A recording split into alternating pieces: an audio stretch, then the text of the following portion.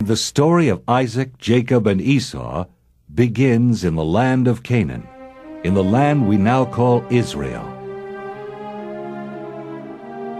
Scholars of the Bible often compare the life of Isaac with the life of Jesus, their miraculous births, and their unquestioning obedience at the time they were called upon to be sacrificed. Here is where those extraordinarily similar events took place, in Bethlehem, Jerusalem, Mamre, and Moriah, separated by 2,000 years and less than 50 miles. According to the Old Testament, Isaac's mother, Sarah, died when she was 127 years old in Hebron, in the land of Canaan.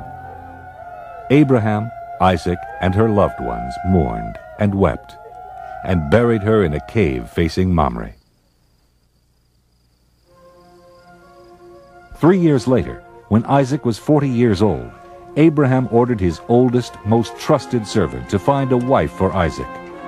In the tradition of the times, Abraham had him place his hand under his thigh and made him swear by the Lord that he would not choose a wife for Isaac from the Canaanites among whom they were living. Instead, Abraham wanted his servant to go back to Abraham's ancestral lands in Padan Aram, where he might find a more suitable wife for Isaac. "But suppose the woman doesn't want to follow me back here," asked the servant. "Shall I take Isaac back to your homeland?" "No, you must promise me that you will not take Isaac back there."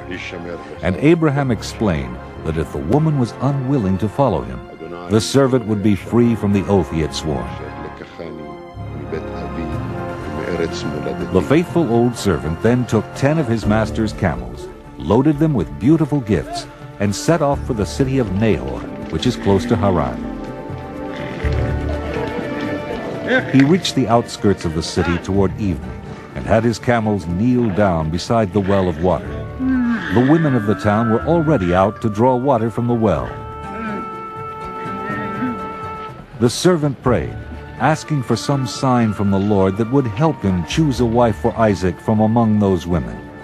"O Lord," he said, "I am standing here by the spring of water, and the daughters of the townspeople are coming out to draw water. When I say, 'Please, let me sip a little water from your jar,' let the one you have chosen for Isaac say, 'Drink, and I will water your camels also.'" Even before he had finished praying, the beautiful Rebekah, daughter of one of Abraham's nephews, appeared with a water jar on her shoulder.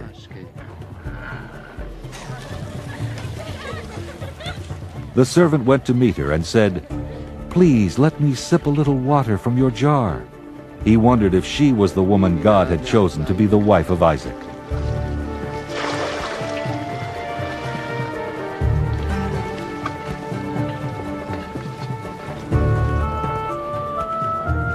Then Rebekah answered. She answered with a sign from God. "Drink, my lord, and I will draw water for your camels also." The servant knew then that God had chosen Rebekah to be the wife of Isaac, and asked if there was room for him to spend the night in her father's house.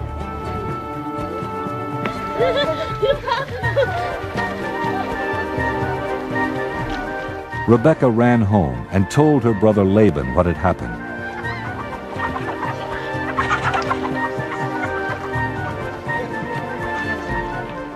And Laban returned to the spring to invite the stranger and his party into their home. Before they ate, the servant told Rebekah's family that he had been sent by Abraham to find a wife for Isaac. And recognizing that the servant was blessed by the Lord, they agreed to let Rebekah leave with him. The next morning, Rebekah and her maids prepared for the long trip back to Canaan. Then they mounted the camels and went with the servant to meet Isaac.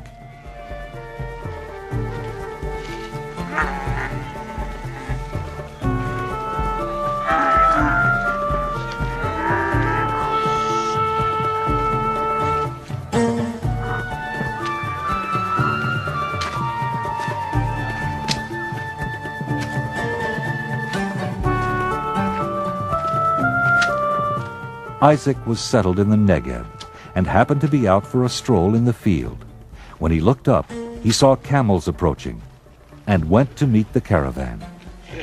When Isaac and Rebekah saw each other for the first time, it was love at first sight. She slipped quickly from her camel and whispered to the servant, "Who is that man over there, walking in the field to meet us?" The servant said, "That is my master, Isaac." Rebekah quickly covered herself with her veil, as was proper for a maiden. The servant then introduced Rebekah to Isaac and told him everything that had happened on his trip, how he prayed for a sign from the Lord, and how the beautiful Rebekah gave him that sign. Rebekah and Isaac fell very much in love and were married, and there was a great celebration. In Genesis 24:67, the Bible tells us, Then Isaac brought her into his mother Sarah's tent. He took Rebekah, and she became his wife, and he loved her. So Isaac was comforted after his mother's death.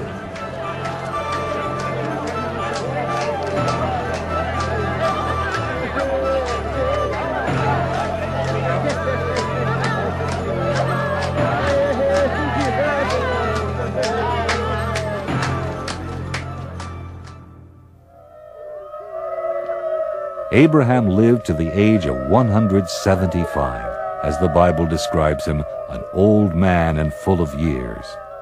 His sons, Isaac and Ishmael, came together for the last time to bury their beloved father in the cave of Machpelah, in the field east of Mamre, where they had buried Sarah. After Abraham died, God blessed Isaac, and Isaac and Rebekah settled at Beer Lahai Roi.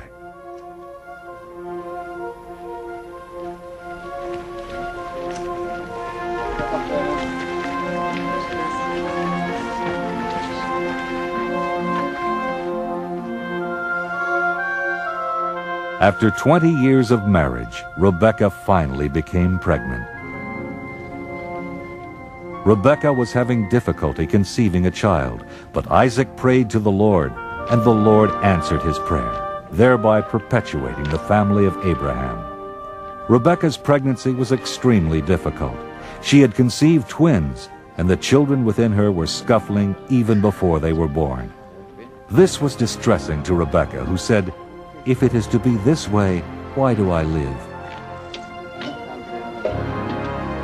In Genesis 25:23, the Lord explained to Rebekah, "Two nations are in your womb, and two peoples born of you shall be divided. The one shall be stronger than the other. The elder shall serve the younger." And when her time came to give birth, the first twin was born covered in red hair. The second child emerged holding on to his brother's heel.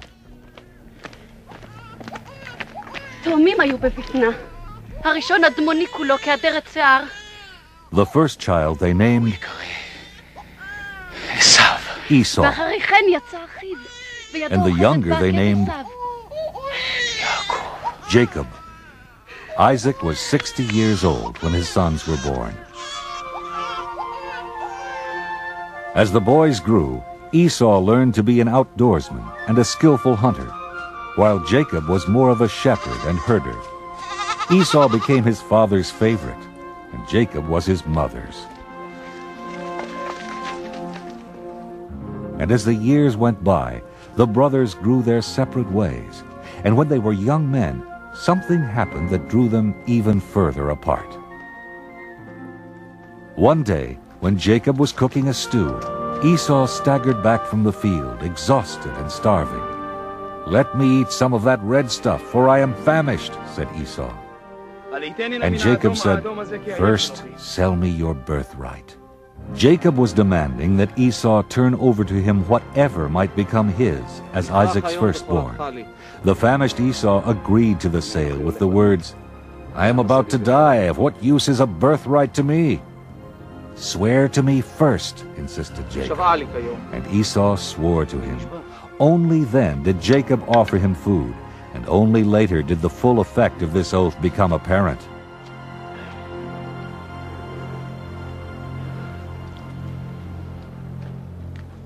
When a famine came to the land, Isaac considered going to Egypt, where he knew there would be food, as his father Abraham had done before him. He traveled as far as Gerar.